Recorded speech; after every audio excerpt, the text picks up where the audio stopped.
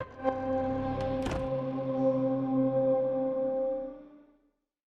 we're back. Boy, this sure has been a fun day of deliberating. How about we do another one? Best early access game of 2020 here at Shacknews. Baby.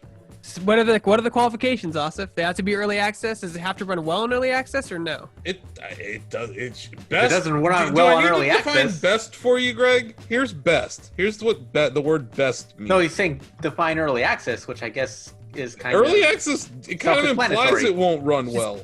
Just early access. Okay, that's all I was asking. Right? I don't know. Early access games run good and some run really bad. It just depends on the game, right? I don't know. Some of these games run pretty well so far for early access. Let's kick off with one of the most interesting stories of this year, and like a Shack centric one. Grounded, it's kind of been awesome this year, seeing what they've been doing with that game. Mm-hmm. Honey, I Shrunk, Don't Starve. I mean, I love it. Mm-hmm. And like from the get-go, this was going to be an idea with legs, so they can just innovate and play around with almost anything they feel like. The koi pond and the lake, that's really fun. The updates that they've been doing to this game are just like I love every time I see something new going on in Grounded. I really am interested to see how they implement. They have a bird update coming up, and I'm really interested to see how they implement that, because your character scale in the game is 10 millimeters tall, which is like why everything is like, even an ant is like dog size to you. A bird would be like Godzilla in that case. Yeah. I mean, the spiders in that game are already damn terrifying, but yeah, a bird, that would be a mega boss.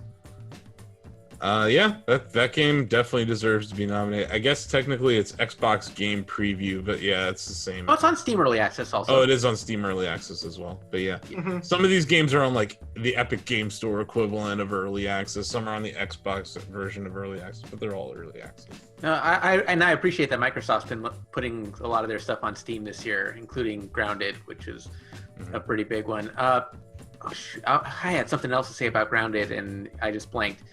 But I mean, the arachnophobia mode. Like, we were talking about accessibility when we were talking about our Person of the Year discussion, but that Obsidian went the extra mile to be like, people are afraid of spiders. Like, spiders ick people out. Let's add something that takes them out. We'll sub it with something else. But like, if spiders scare you, then you don't have to worry about seeing any.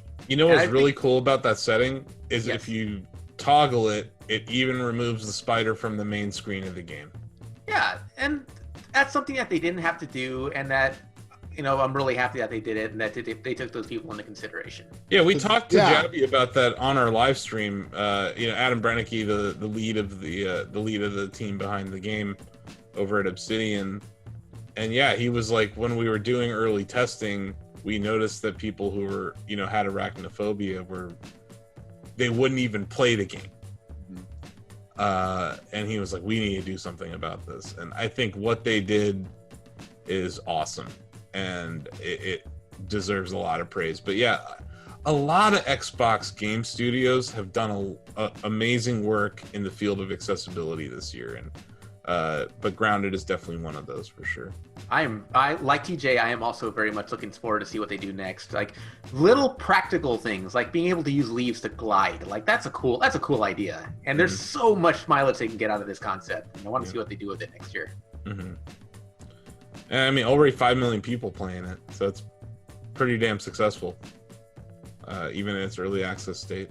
And I can't remember if this is like, if we've had games like this before, specifically on console that are quote early access. Like, have we had games like for this, like we've had Xbox open beta Game stuff. On console? I can't think of on console. I mean, on PC we've seen it. Like Rust was in early access for the longest time, but I don't remember anything like this on console.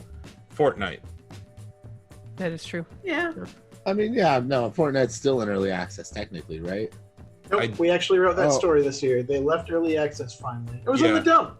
But I'm just saying, like, Fortnite was an early access game that was on most of those platforms, but it wasn't like Xbox Game Preview didn't exist a few years ago, and now it does. But I think this is probably the biggest one that we've ever seen. To answer your question. Fortnite finally cut the umbilical cord this year as a fully formed adult walking out into the world. Yeah.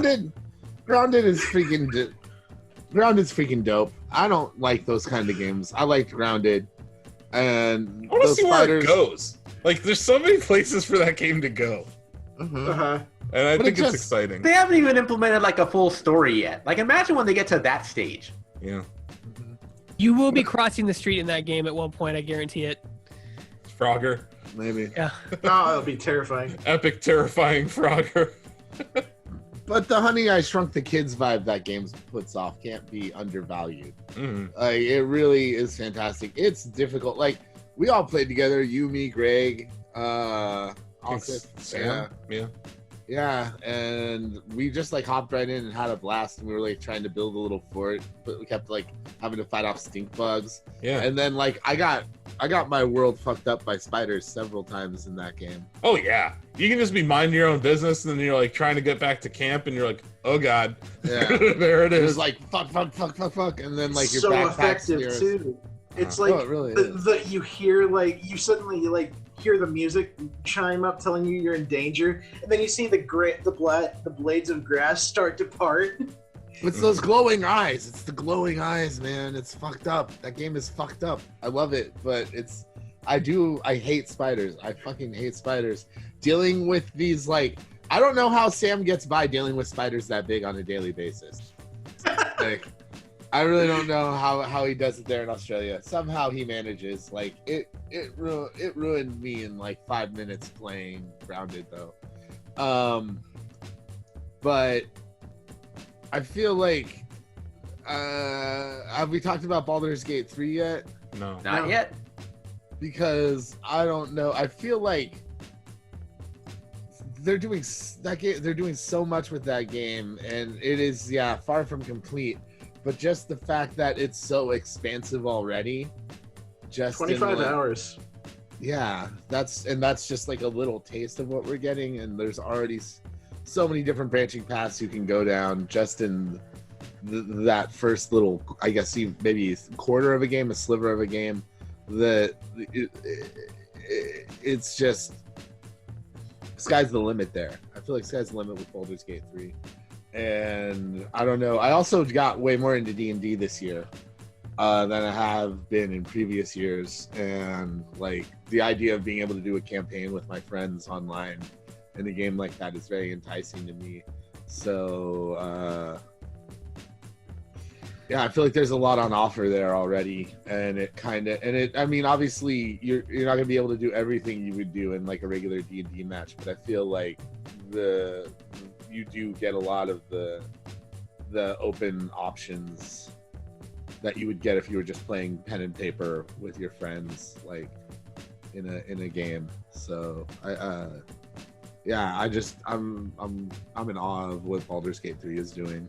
Honestly, as much as I love Grounded, I feel like Baldur's Gate 3 just kind of knocks everything out of the park as far as like story goes and expansiveness. I think there's a game on our list of nominees that probably got more attention than Baldur's Gate 3 this year, and it's Phasmophobia. I have been ready to talk about this game since our deliberations began, because there are so many categories that this game could possibly fit into once it's fully fleshed out and not in early access anymore. Mm-hmm. And it's like, okay, so let's jump right into the nitty gritty of the fact of how hard it is to make a horror game scary when a basic element of it is that you're cooperating with other people. But I think one of the strengths of Phasmophobia is that it's not about fighting something. It's about coming as close to the razor's edge of interacting with it as possible. And the moment that it decides that you're a nuisance, you have ways to defend yourself against it. But once it decides somebody is going to die, you have no way of helping them. and the fear of being the one that it could select is kind of intense. I love the elements of Phasmophobia, and like not only that, but like what other game has there been that so efficiently brings together the worlds of non-VR and VR play into one working experience? VR chat. You left out a big thing though, TJ. That's absolutely huge. This game is one mod away from being a fully fledged Scooby-Doo video game. It's A Scooby-Doo simulator? We Okay, would've that's got away with it sold. too if it wasn't for you darn kids. so I would love close. for them to add a ghost that's not actually a ghost. It's actually just a guy in a mask. Yeah. Body hair is evidence. It's a guy in a mask. I just want to make a case for Proteus, which is the old school throwback style shooter I've been making a case for. That is actually much more interesting to me than Diabolical. I know that that Quake, specifically Quake 3 Arena, in more recent years, and Quake Live is beloved by the Shack community. It was never my favorite because even though the single player campaigns of Quake games were always much simpler and overlooked in favor of the multiplayer, that's always been my jam. I dropped G-Man Lives review, early look, I guess, of Proteus in the E4 channel. You can watch it with the sound off if you want. I posted his video because it's a pretty lengthy look at the game, and he does a really good job of showcasing what makes it so visually and frenetically appealing. Proteus is like the best parts of classic Doom and Quake games for me. It has an awesome plasma rifle. Mhm. The blood is like Mortal Kombat 3 levels of ridiculous. It feels good. It plays really well. It runs really well. It's already looker. I'm kind of interested to hear, since I've mentioned this a few times, I don't know if Chris has had a chance to take a look at it, but this is just a super appealing game for me that scratches the very specific itch I have for throwback retro style shooters. I am just going to keep playing the shit out of this. And like I said, a single player angle is much more appealing to me than multiplayer. It just kind of always has been. I love this game. I think, Asif, it kind of addresses why we found parts of the other retro style shooter that you played this year, Hellbound, kind of bland.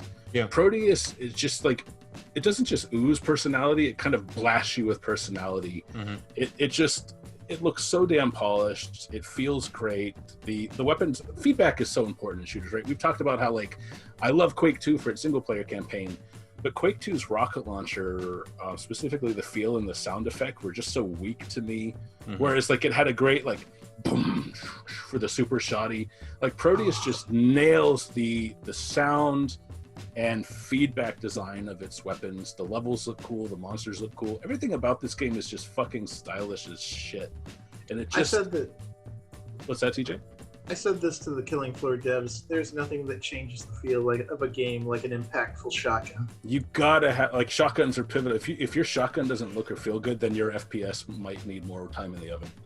It's one of the reasons why I found Hellbound charming was they didn't have a double barrel shotgun. They had a triple barrel shotgun. Yeah, like, what's Stuff like that, better I than approve 2 of. barrels? 3 barrels. Like, Yeah. I think, Asif, that, like, if you were to play Proteus, this could really become a contender for your game of the year next year, assuming it hits 1.0. I'm super excited about this game. I really love everything it's doing.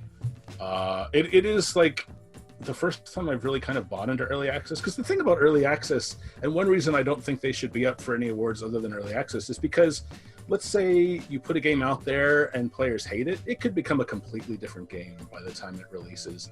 Proteus is just on the right track. It knows what it is. It knows how to bridge old and new in a way that Doom 2016 did, and I feel like Doom Eternal did not. I'm so fucking excited about everything about this game. No, a good example of what you're talking about, David, a completely different genre. Hades. Hades in yeah. early access was nothing like what it is at 1.0. Yeah, And exactly. that's why I try, when playing games for awards consideration, I try to avoid early access games when I know that they could be Game of the Year contenders down the road, because I don't want the early access version of the game to taint my vision of what the game really is at launch. Exactly. Like I worry that like I could be there, and maybe the game feels full featured, maybe it's really primordial, but like either way, you could just kind of burn out on it. So that by the time it's out, it's like, oh man, that feels like 10 years ago, and I don't care about this game. So here's a question about Proteus. As someone who hasn't played it all the way through, I've only really watched it. Valken S has a few Cortex articles on the site about it too. Where he really gushes about it. What is it a scenario that all that's missing for this to be a 1.0 is more levels, more bosses?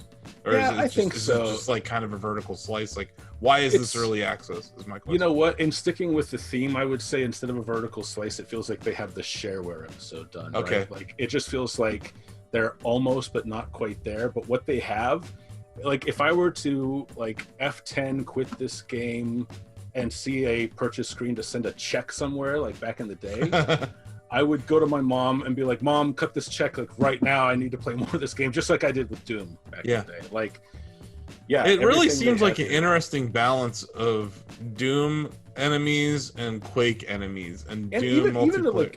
The art direction was almost a little bit Unreal-y. Not Unreal Tournament, but Unreal 1. Like, I kind of get that vibe from the art direction a little bit. Even the weapons.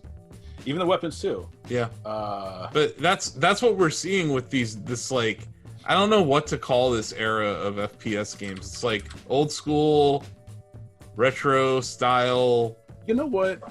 I'm glad you brought that up. I wrote a little book about Rogue Legacy, and one thing I talked about with the creators was you didn't just go to like 8-bit style or 16-bit style. It looks a little bit more like a PlayStation style game, but not. Like you can't really put your finger on it. And they said that's kind of what we were going for. We wanted to kind of create our own art style, but have touchstones so that you could say it's a little bit of this, but also that. Proteus has kind of done that. You really can't like stick a peg on exactly when it would have shipped in a decade or even a year, but it looks like something that it looks like some hybrid of like the Half-Life / Unreal / Duke / Doom 93 era. You know? Yeah, it seems to be straddling two eras though, like early 90s and then kind of the early 2000s. Yeah, before all the military shooters came in and everything. But this looks excellent. The weapons look really fun. It's like they took. Oh, go ahead, TJ. I love the little touch in the middle that as you become more damaged, your face becomes more skullified. Yeah, it's like so here's what I was going to say, and that's a perfect example of this. It's almost like they looked at retro shooters and were like, let's take Doom's plasma gun, but make it feel even better. Or let's take Doom Guy's bloodied face, but instead of bloodying it, let's have it become emaciated and worn. It just feels like they're paying homage to it without ripping it off. And I think that's much bolder. It's more creative because it could backfire. Players could prefer one certain way. But they seem like people who not only just know what they're looking at, but know what they're playing and how to implement it as well. This game just looks fucking great. The first one was so money. The game is the first Rogue Legacy. Is that what we're talking about? Oh yeah. Well, I did mention it, but yeah, the first one was so money, and like I recalled it because Proteus is kind of like that. It's Rogue Legacy wasn't an 8-bit style game or a 16-bit or a 32-bit style game. It was like it's like they triangulated the position of those, and it's kind of what they've done with Proteus here. And also, if this were 1.0, it would really be vying with Animal Crossing, and it's the only thing I've played so far that would make me consider, disappointing Isabel. I'll just say that. Like, I am a sucker for this style of shooter because, again, single player. I had dial-up, so like multiplayer wasn't really any fun. Yeah. This game is just it feels like it was made for me. No, I really like this style of game. I like these. They tend to be a little bit shorter, like 10-15 hour games. Doesn't overstay its welcome. But they're really fun. They lend themselves to speed running. I could totally see this game be a speed running game. Oh yeah, Yeah, And the this weapons, is- like if the more you watch the video, like the weapons aren't just stock. Like they get pretty creative, but they also have that.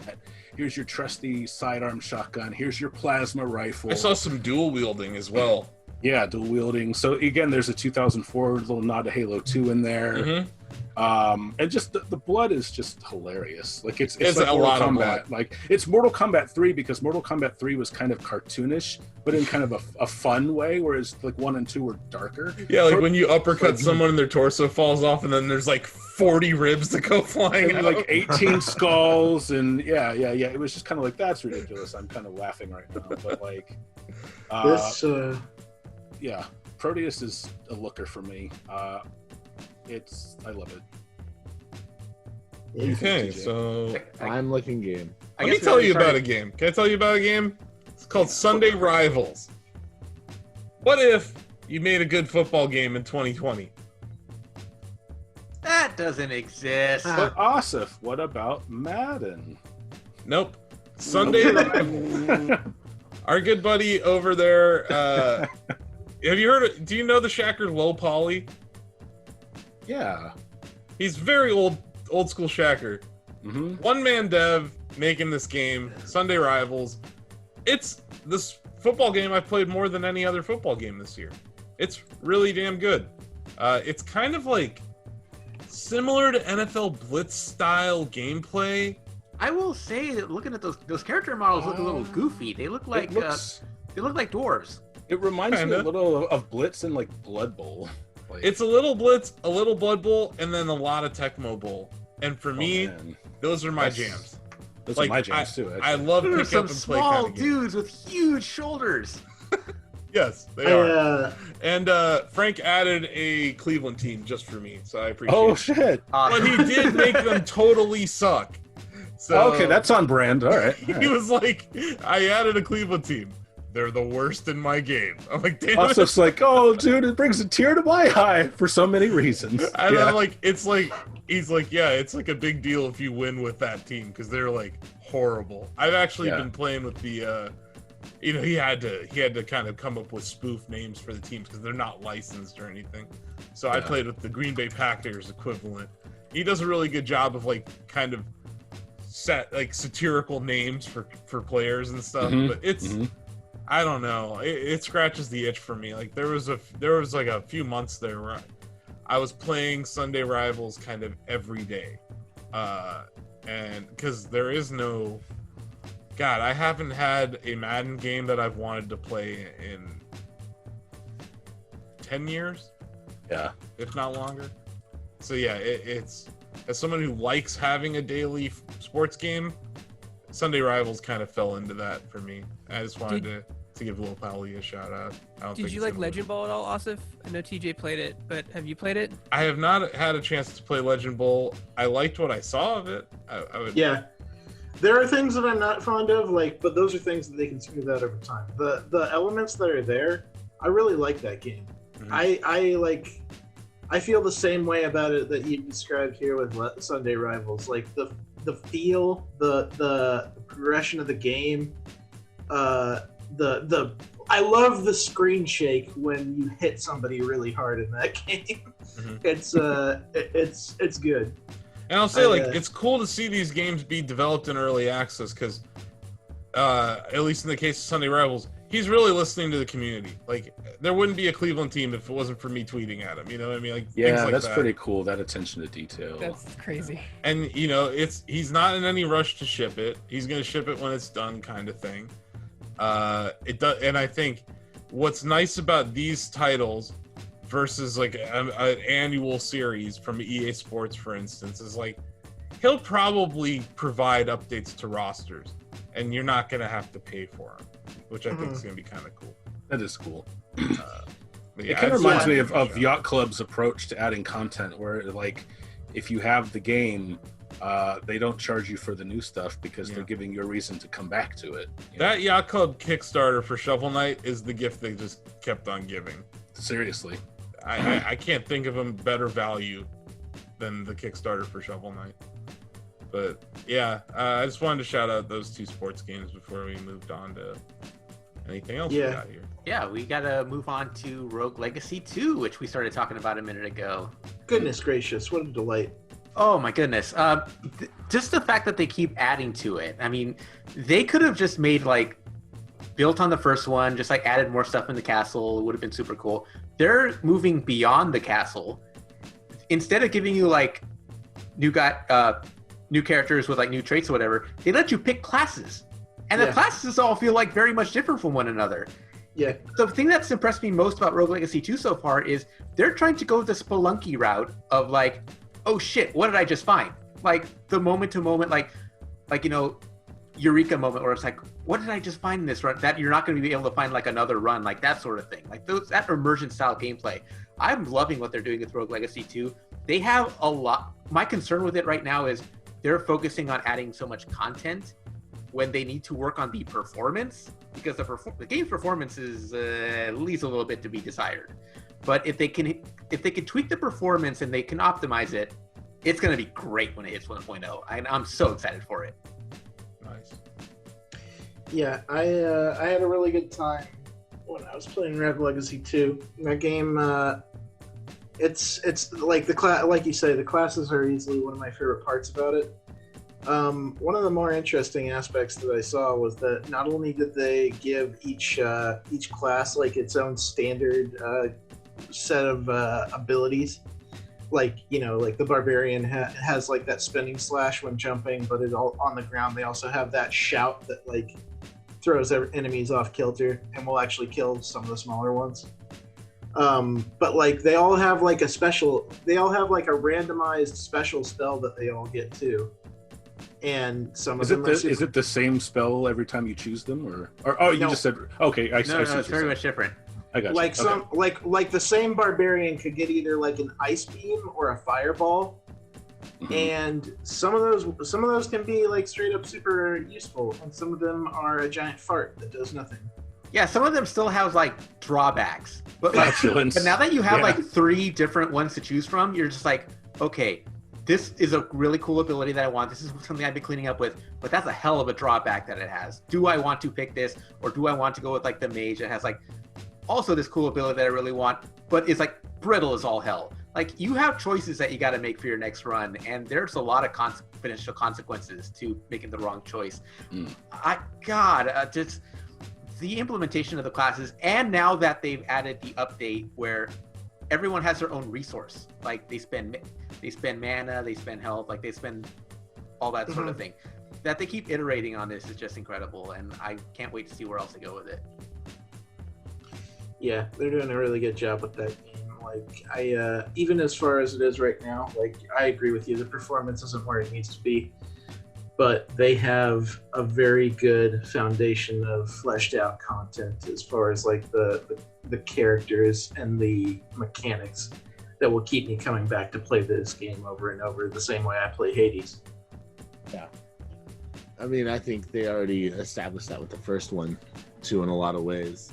They don't really have to do much to make this an enjoyable experience, I guess. You know, they just have to make sure that they stay true to the first one while giving people a reason for there to be a sequel. Who put Teardown on here? I put Teardown on here. Make your case, sir.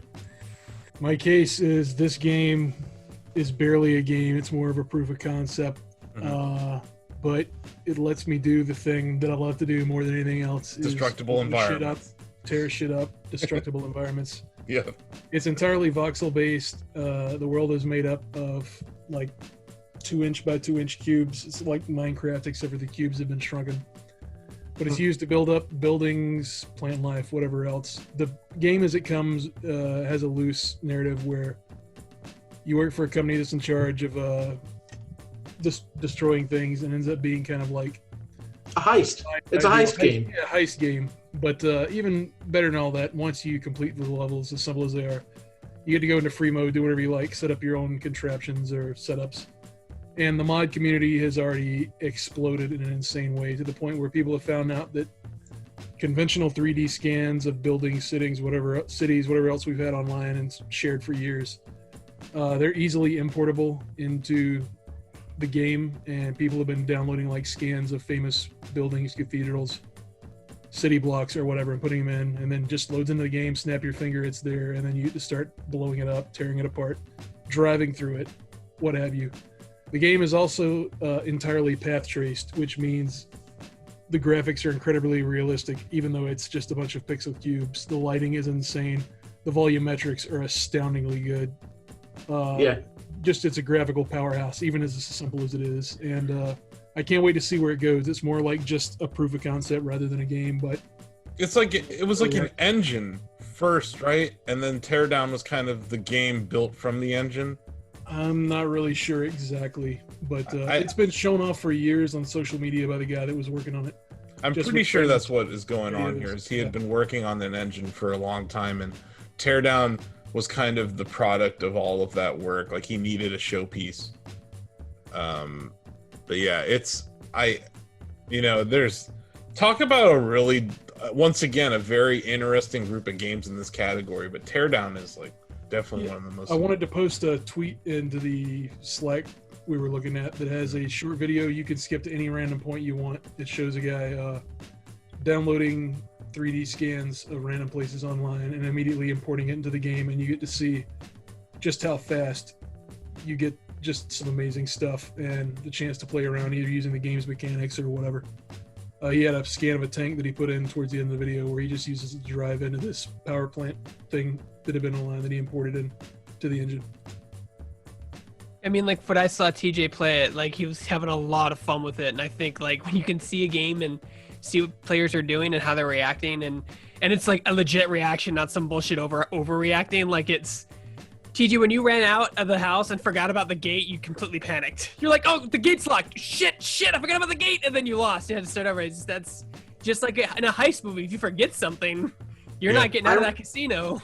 I really enjoyed the heist element of this game, but like I have to admit with Chris, like the sheer depth of interaction with the world is really what drives it home. Just like that, like I really like the heist element of this game as far as like giving you an objective. But man, it's everything that you can do to the world that really makes that whole thing come together so well. People are going to end up building working rocket ships in this and all sorts of other wild stuff that happens once the internet gets to be creative. The other part I wanted to mention, just as a side thing, greatest fire extinguisher in video game history. The fluffiest... It literally shoots cotton candy and it makes me so happy. Like, just the fluffiest pixels you'd ever seen. And all of it's ray traced as hell. Like, every little bit of smoke and light goes through it in the most perfect way. Also, whatever you think your computer is good at doing, it's going to choke like you were playing Flight Simulator. This is the first game that I've ever played on my PC that actually like put a strain on it. And I'm not like saying that mine is all that great, but this is notably the first game I've ever played on my PC that it was like, oh man, I think my system's actually like fighting to put this thing together. But the visual result you get, like, it has no business looking as realistic as it does, even though it still is heavily stylized, I guess. But yeah, just wonderful all around, and I can't wait to see what people get from it. Do you think this game will do for the world what Minecraft did to it? Basically the same thing, but just like on a much more complex level? I don't think that it will, just because there's certain parts of it don't really aim for the younger kids or whatever, but anything's possible. Yeah. But yeah, I don't expect that it's going to become the greatest selling game of all time. Yeah. If that's what you're asking. But it is going to be one of the most adaptable things that people will be able to create what they want for long periods of timing. Just like some guy has already recreated the first half of Half-Life 2 in it, and it works. You run through it with the crowbar made of voxels or whatever. So it's wild. Yeah, it's like one of the most unique early access games to be released this year, for sure. Like I haven't seen anything like it, and I also love destructible environment games, so this is right up my alley. Dude, also, did you see it when one of the missions that I had in that game was to get rid of a of a dock house, and so my effort to get rid of the dock house was just to take another boat and ram it through the supports of the dock house. And then my boat fell apart, so I had to go get a second boat and finish the job. Like, that game is ridiculous. That's And, awesome. like, I'll also add that the pre-built heavy equipment in the game is all functional in a way that I didn't expect, and it's just fun to tinker around with, even though it's very, very fragile due to the way the physics are set up. yeah. You know, operating baby cranes and stuff like that is a lot of fun, especially when you're knocking bricks over and doing all sorts of tomfoolery. Mhm. That But level you know, where it is barely a game. You know, to be fair though. Yeah. That's the That's point kind of what early though, right? access is about, though, man. Like, think about Astroneer when it was in early access versus where it is now. Yeah, Yeah, this is actually a great pick for this category because, like, you don't really need to have something even functional for this. Like, this is obviously promising, and without the funding of early access, this sort of developer might not get to continue experimenting and make anything. But now people get to, like, weigh in with their money and say, hey, I want to see more of this. You know? I feel like the biggest comparison of this game, or the one that I would judge against it, or say it's most similar to, would be Beam and G Drive. And that was an early access game. It still may be an early access where the person just set out to make a game with a soft body physics simulator using vehicles as the platform for which everything else happened. I don't know if you guys have played that game or messed with it, but it's just crashing cars into stuff, and it has evolved from a simple proof of concept into almost a full-fledged, you know, sandbox simulator for all sorts of wild business. But this game feels a lot like that to me, in a similar style, just with a different approach, I guess. Well, I'm sold. Are we voting? Is there anything else left here, or are we voting? Let's We're vote. voting. Okay, it's It voting. feels time. like voting time. It's about voting time. I'll kick it off. I'm voting for Teardown.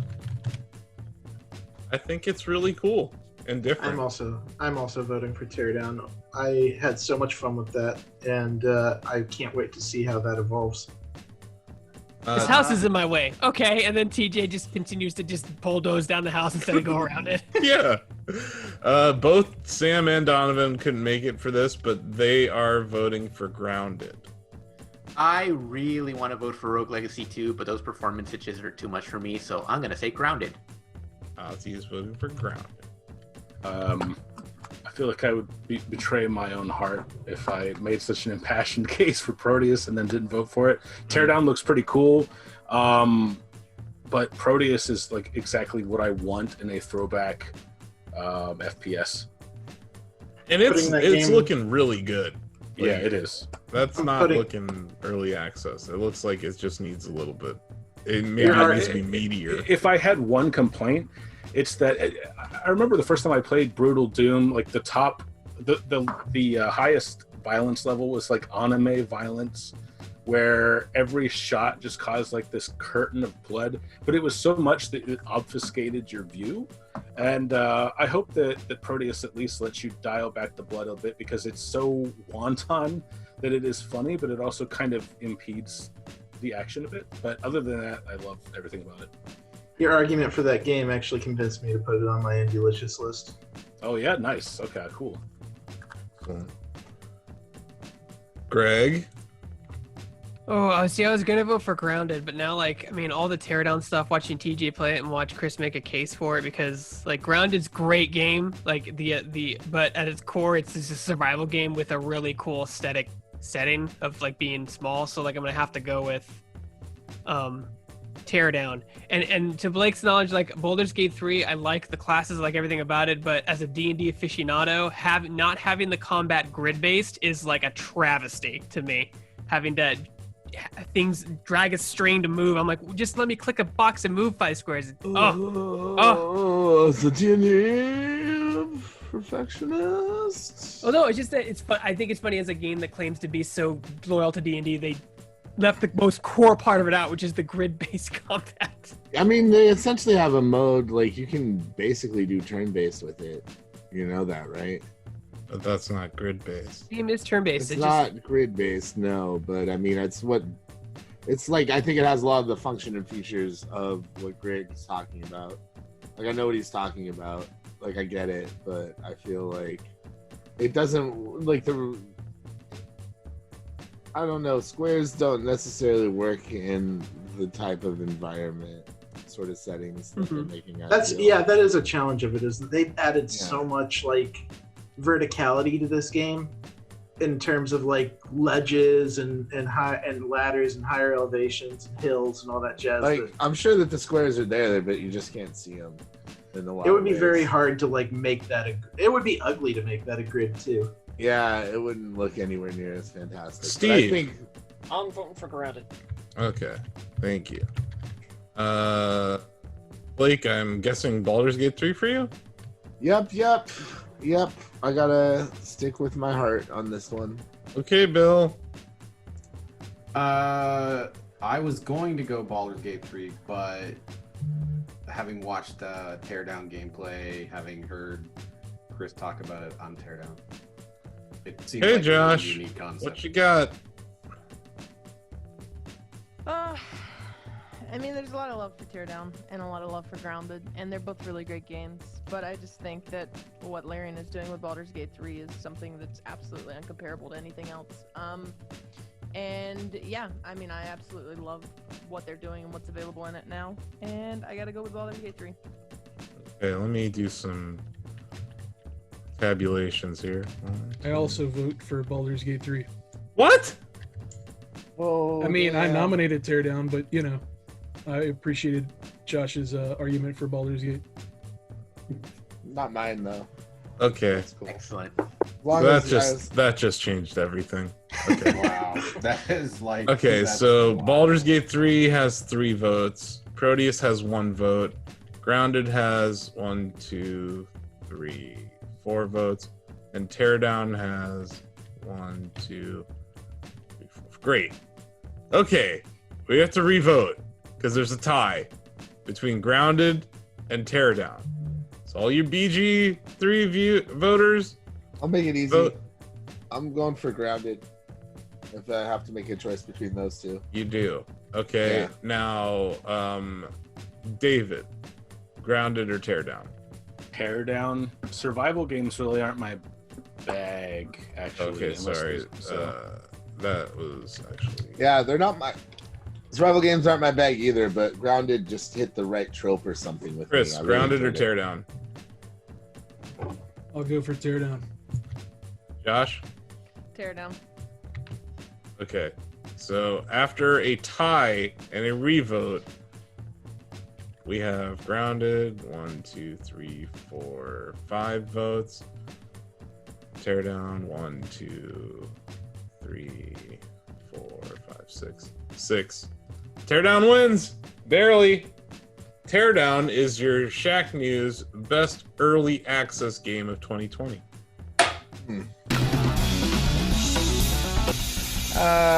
There's our last one.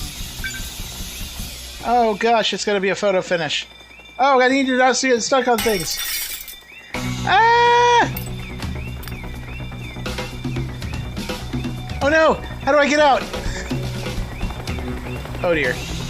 Oh, that's not good. Ah! I can't get.